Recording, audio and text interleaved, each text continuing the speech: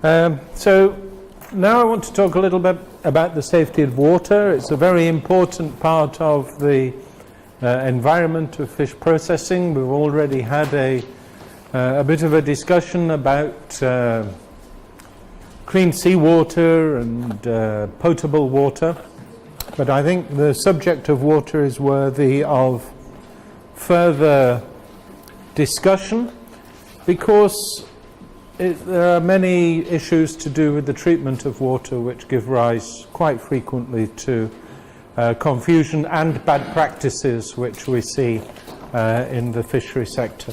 So I think it's worth considering here in a bit more detail. So I want to focus somewhat on the use of chlorine and its role in ensuring the safety of water. When we talk about chlorine, essentially we are talking about the hypochlorous acid and the hypochlorite ion. And there are two ways really of getting chlorine into water. One is through the use of a solution of calcium or sodium hypochlorite, and this is the typical way in which it is presented. It is in fact domestic bleach, and the other way is by injecting chlorine gas directly into water. But we use hypochlorite, Clorox, bleach for two purposes in our fishery sector activities and in the food industry in general. In the first case, it's used to make drinking water safe. There are other ways of doing so, but this is how we potabilize water, one method of potabilizing water. And we also use it as a way of sanitizing, using its antibacterial properties to disinfect equipment and so on. It does have another usage, which is it's a very powerful oxidizing agent, and therefore we can use it to remove bad odors from equipment and surfaces and so on. So as I say, there are two main sources: chlorine gas, which is used on a more industrial scale of operation. So for example, where water is chlorinated by municipal authorities, by a public supply company, they will tend to use chlorine gas directly. Or more commonly for routine applications, we use sodium hypochlorite or calcium hypochlorite. Typically we call Clorox or bleach. So how does this work? Well, a bit of chemistry here. When you add your sodium hypochlorite to water, you produce this substance HOCl, which is hypochlorous acid. This one. Hypochlorous acid, as well as some sodium hydroxide. And hypochlorous acid, this is the most powerful disinfectant compound which is produced in this whole series of reactions. This can further dissociate into a hydrogen ion and a hypochlorite ion. But it is this HOCl, the hypochlorous acid, which is the most effective in terms of killing bacteria. It works essentially by interfering with the permeability of the cell membrane, the bacterial cell membrane, and causes the membranes to split and the bacteria to die. And it is very effective in doing that. But this hypochlorite ion has only about 1% of the effect of the hypochlorous acid. And the problem is that this dissociation, this is a reversible equation. All right? This equation can go both ways. And whether the equation is more towards this side or more towards this side depends on the pH, on the acidity or alkalinity of the solution. Okay? So that's what this means, sign means here. It's a reversible equation. And in any solution, these two statuses are in equilibrium. Now, the way in which pH, the acidity, affects this is shown here. So what this means is that in more acid conditions, in other words, when the pH is low, around 6 or below, these are acid conditions, we get a very high percentage of hypochlorous acid. In other words, the equation is more towards this side. As the pH increases, in other words, as it becomes more alkaline, we see that the equation moves more to this side. We get less of this and more of this. Okay? So at pH 8, we have only 3% of our hypochlorous acid. And this is what the graph looks like. It's a typical dissociation curve. So at low pHs, we have highly associated lots of HCl, and as the pH increases, becomes more alkaline, then we have a... so you can see that, of course, which of these solutions is the most effective? 6, yeah, exactly. So when it's more acid, it's more effective. When it's more alkaline, it's less effective. However, then what you have to remember, when you add hypochlorite to water, what does it produce? What's this? Sodium hydroxide, which is alkaline. Okay? So the more of this you add, the more alkaline the solution becomes. Okay? So this means that the more hypochlorite you add, the less the antibacterial effect you get. Okay? So it means we have to be very careful about the use of this compound in practice if we want it to have the antibacterial impact that we have. So that's something that we need to bear in mind when it comes to the way in which we use this in practice. You have to measure the pH to be able to know how effective this is going to be. As we add more, it becomes more alkaline, and therefore weaker solutions, generally below 100 ppm of hypochlorite, are more effective. So that is what we're looking for. The other thing that you have to consider with the use of chlorine is that it reacts very readily with organic material. So if there's any organic material present, it will react to form chloramines. These are complex compounds which are partly organic molecule, partly chlorine, and they are toxic. They're quite harmful to people. They're implicated in cancer, and also they have no or very minimal antibacterial effect. So if you have organic matter present, hypochlorite is not going to be very effective as a way of sanitizing the surface, and in any case it's going to produce these toxic compounds.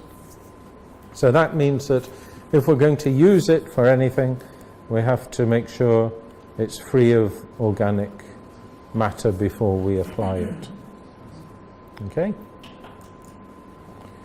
So in practice, we use chlorine or hypochlorite for two things. And there are two distinct uses, and they are sometimes, by practitioners, they're sometimes mixed up. And we have to be clear about the way in which we are using it in any given circumstances. So the first use is to make water potable. So we take a supply of water where we're not sure of its microbiological quality. It could be some groundwater from a well, or it could be, in this region, we see many rainwater collection systems. And we use chlorine, hypochlorite or chlorine gas to make that safe. In other words, to make it, to kill any bacteria which might be present and leave a sufficiently small residue so that it will compensate for any additional contamination during the distribution, but with minimal levels so that it is safe for human consumption. So when we are chlorinating water for making it potable, very often you do this at the source of the water, at the water treatment plant, or in a tank where you are receiving it from a well or something like that.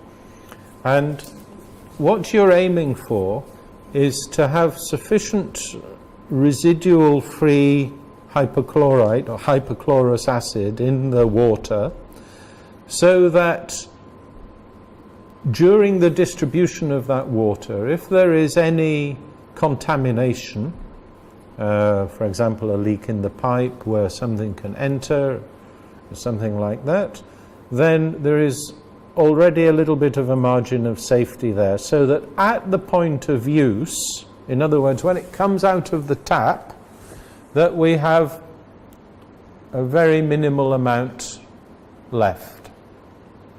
So you can't answer directly the question, how much chlorine should we put in? You can only answer the question, how much should we have left at the point at which we're going to use it?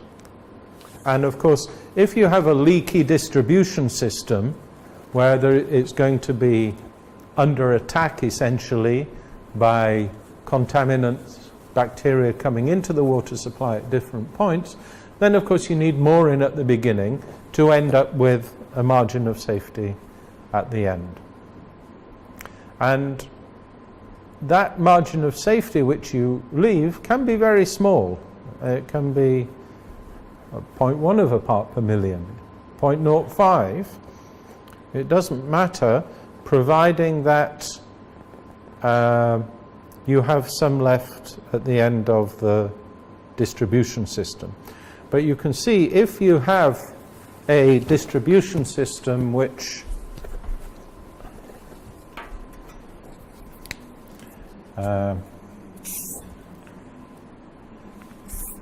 so if this is your concentration in ppm, if you have and you put in a level which is, say, quite low, say 0.5 ppm, well, that's fine, providing that the level of contamination remains below that, because you're always going to have a margin of safety.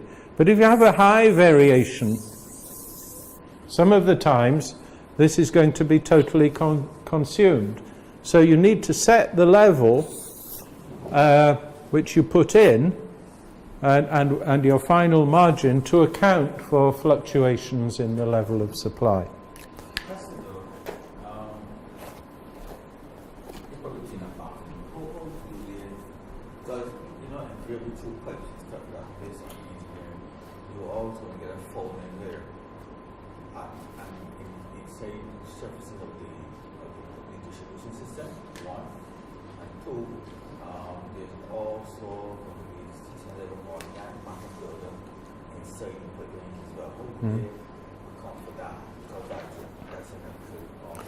Yeah. Well, if it's constant, you just put more in. That's the point. So if you're, if that's your level of contamination that is going to require countering by the addition of chlorine, you just make sure that you put in a level which is greater than that. But where it becomes more difficult is when you have fluctuating levels.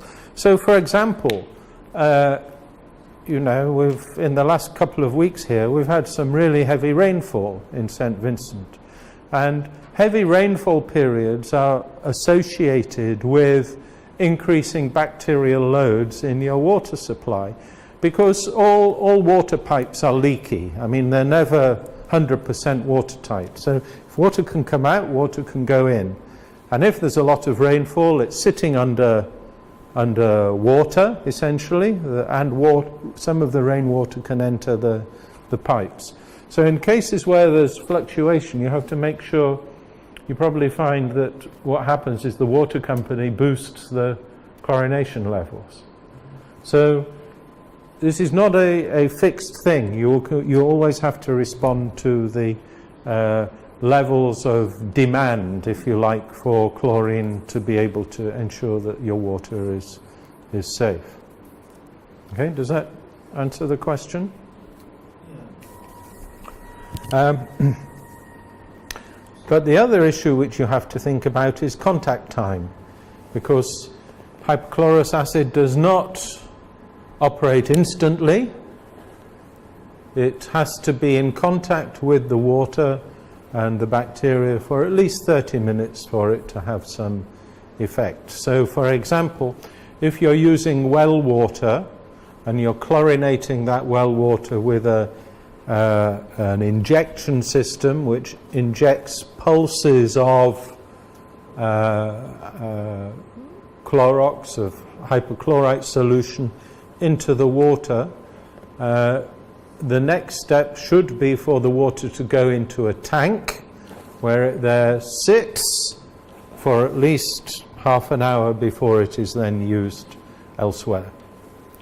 So that's something you look for when you are checking the water supply of a fish processing establishment, to make sure that any treatment which they are applying to the water, which they are using as potable water, is in effect done correctly.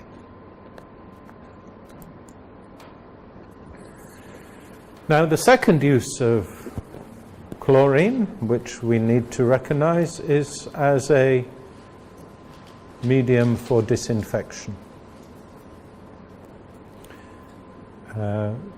So this is where we are looking for much higher levels of up to, say, 100 parts per million, where we are going to use them, the hypochlorite in the form of hypochlorous acid, to essentially sanitize work surfaces such as work tables, knives, cutting boards, and other equipment, fish boxes, and so on. But remember, because of this dissociation of hypochlorous acid into the hypochlorite ion, it is not the case that more is better. So 1,000 parts per million is only 30% effective as 25 parts per million due to the impact of the higher pH. So this is something that you need to bear in mind when fish business operators are using hypochlorite, because there's very much a tendency when you're doing these things and you don't know this, you think, well, it says 1 cup here in 10 litres of water in 1 bucket of water. Well, if 1 cup is good, 2 cups must be better. So let's kill twice as many bacteria and put 2 cups in. But of course that doesn't work. In fact, you have less effect when you do that. because of this dissociation. So you have to take care to measure these solutions, and one of the things you need to check when doing an inspection is if people are using hypochlorite as a sanitizing agent, check that the strength of the solution that they're using is within the effective range. And typically, to get 100 parts per million, you don't need very much hypochlorite.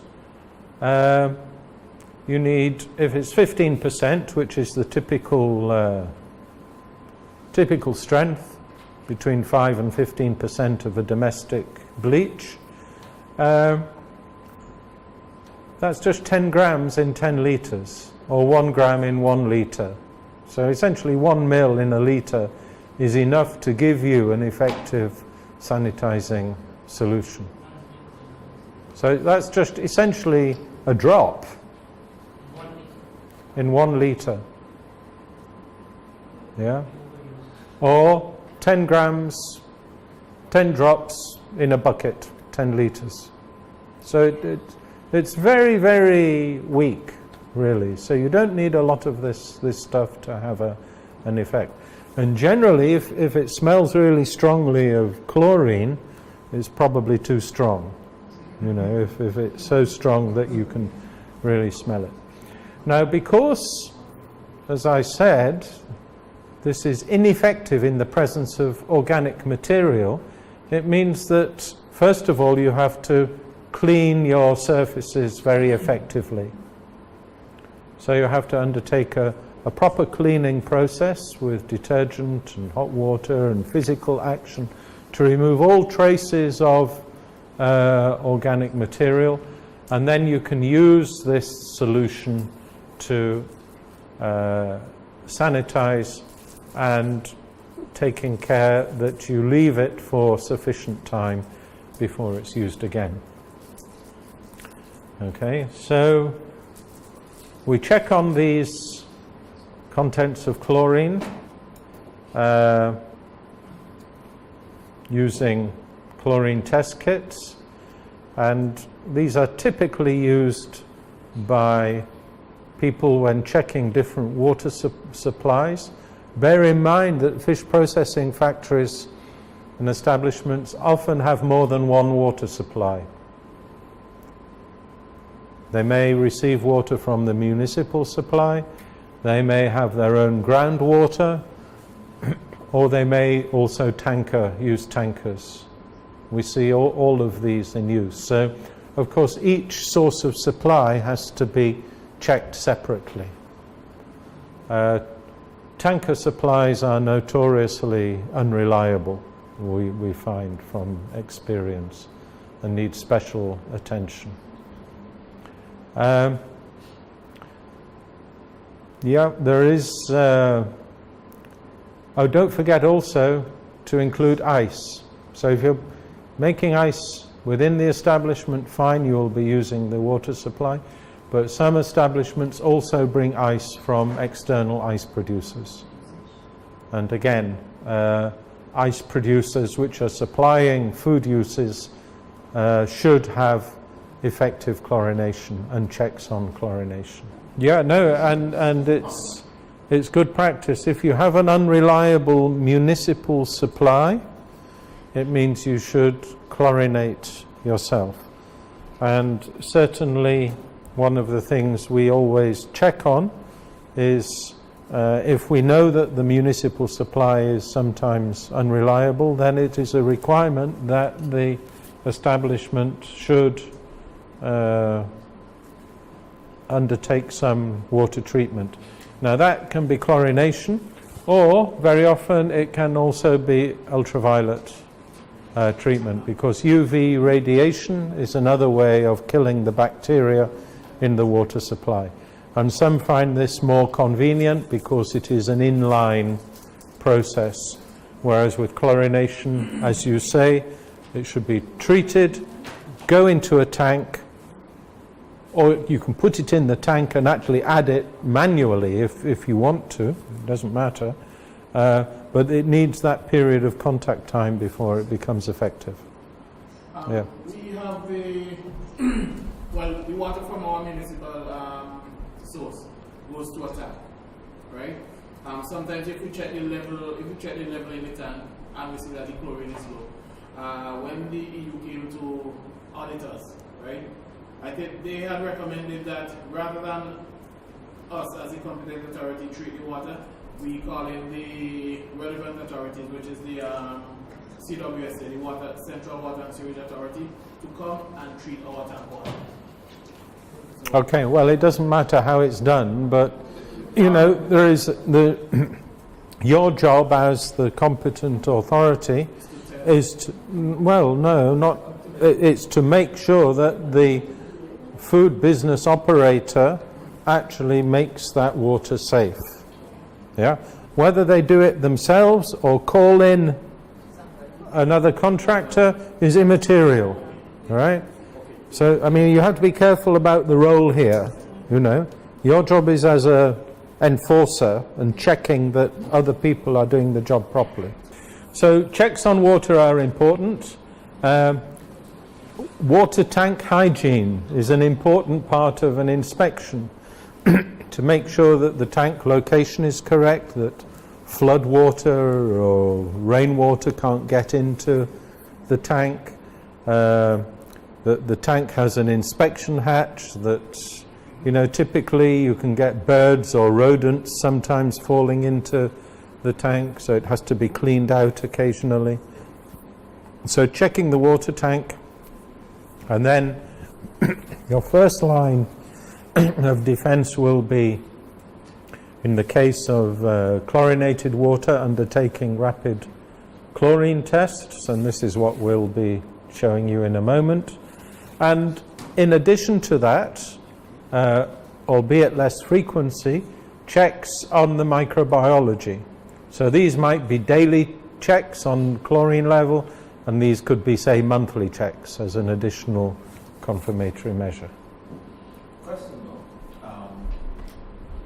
in terms of regular checks, how often would you recommend that you test per year? Well, they don't give a specific period for testing, and I think the sensible answer is it depends on how constant your water supply is. And if, for example, you're bringing water from different sources, particularly some high-risk sources like tankers, then I would say you need to be making some checks, at least on chlorination, on a batch-by-batch basis, on a daily basis even. If you are receiving water from a reliable municipal supply only, then you could get away with much longer periods between sampling. But from the point of view of the establishment, I would say that, you know, daily or weekly tests for chlorine would be the minimum that you would want to do.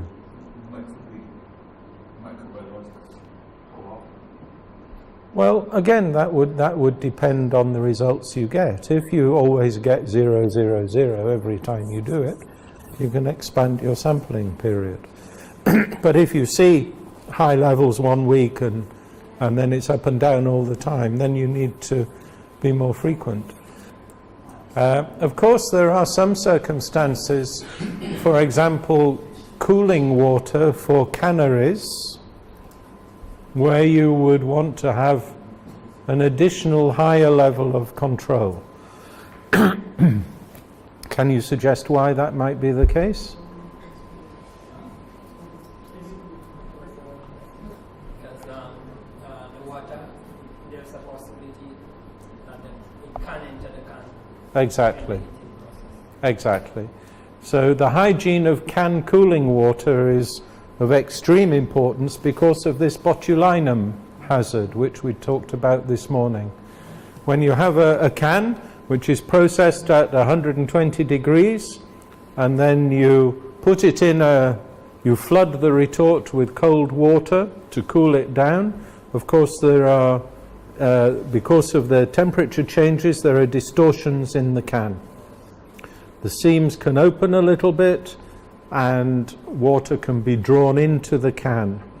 So you want to make absolutely sure that there is no bacterial contamination in that water, and therefore every single batch of water which is used for can cooling would have maybe a higher level of control on it than water which you were using, say, for making ice to put on fresh fish, because the consequences of a hygiene failure in the case of a cannery cooling water would be much more significant. Okay.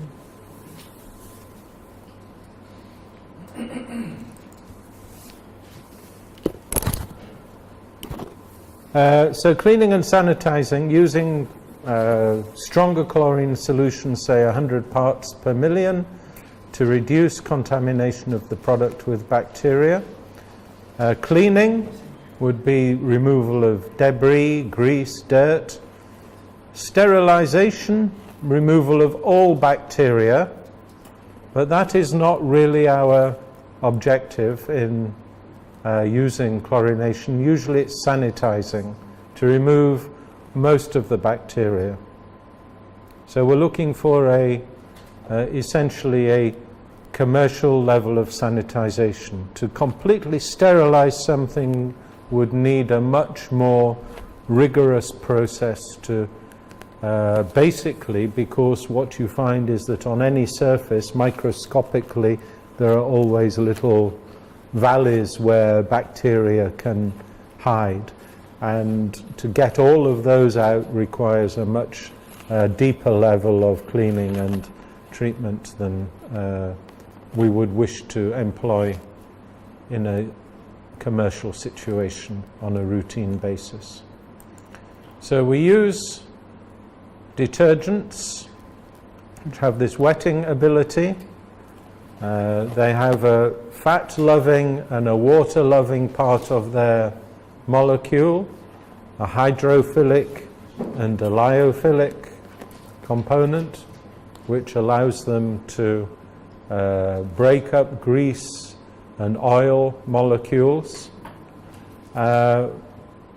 We use hot water as well, because grease and oil is much more soluble with a detergent in hot water, and allows softening and dispersal of the oils and fats which can harbor the bacteria into solution. So soap, liquid detergents such as T-Pol, the commercial detergents you use to wash your dishes at home are other examples, although we don't wish to use those in a food situation because they're usually perfumed and have too strong a smell. But the actual active ingredients in those are ones which we often use commercially. Sodium hydroxide is a very effective detergent as well. Then sanitizing agents, as we've said, you have chlorine, but it's not the only option we have. It is a very useful one because it's very cheap. You can always buy bleach in any country in the world. It is readily available in any corner store, and it is very easy to use. It's not a difficult material to handle or to use. It doesn't need any special equipment or special knowledge. However, it doesn't have a residual effect. When you put it on a table and leave it for half an hour, after a while its effectiveness is gone. So if something comes along and lands on that table later, there is no residual effect which it can have. And it does need the surfaces to be clean in the first place. Options, we have quaternary ammonium compounds as sanitizing agents.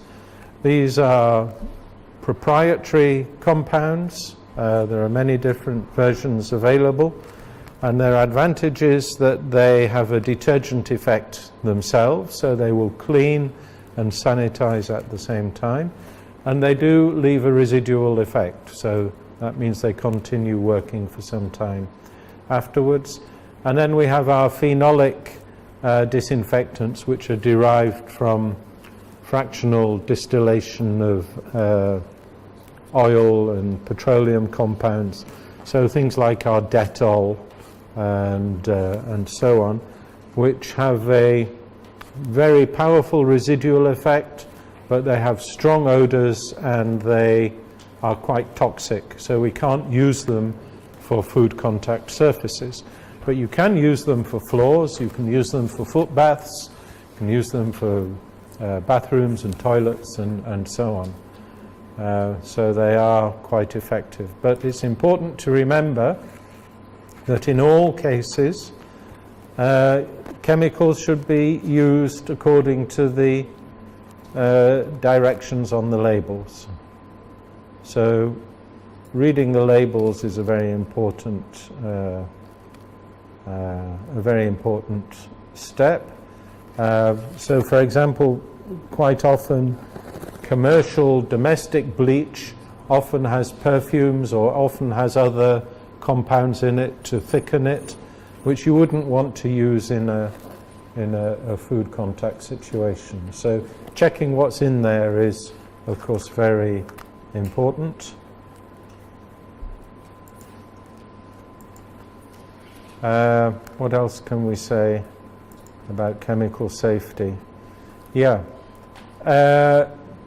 So if we are using some of these chemicals, we have to be sure that everybody knows how to use them properly, because they can be toxic, and they shouldn't be mixed.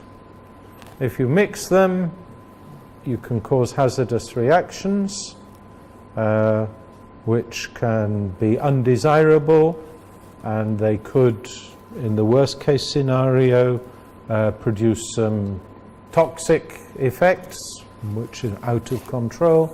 But in any case, you could, in fact, decrease the effectiveness of the product. So don't mix cleaning chemicals together.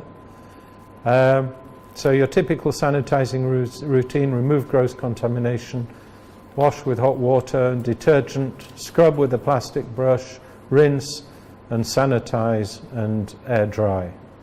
The importance also of having checklists to show that these things are done. Having a cleaning and sanitizing rota which sets out all of the activities which must be undertaken, the frequency with which they must be implemented, and then people will sign these lists to say that they've been done effectively. This is a very typical procedure which now we find popping up. You know, you go to a bathroom in a hotel, and on the back of the door very often you find the cleaning rota, and they have to sign to say that it's been cleaned. Similar kind of thing for processing establishments are often employed. So that's it from the point of view of water and water safety and cleaning and sanitation. Are there any other questions on that? Yeah, Freak. Now, food inspectors have this thing against odors from your sanitizer, right? Yeah. Now, compounds such as Dettol, they normally carry strong odors. I think regardless of how much of it you use. Normally, if you put it in your foot bath, right, and as you're going through the plant, you have different people, you know, your staff entering. Wouldn't you transfer the smell inside?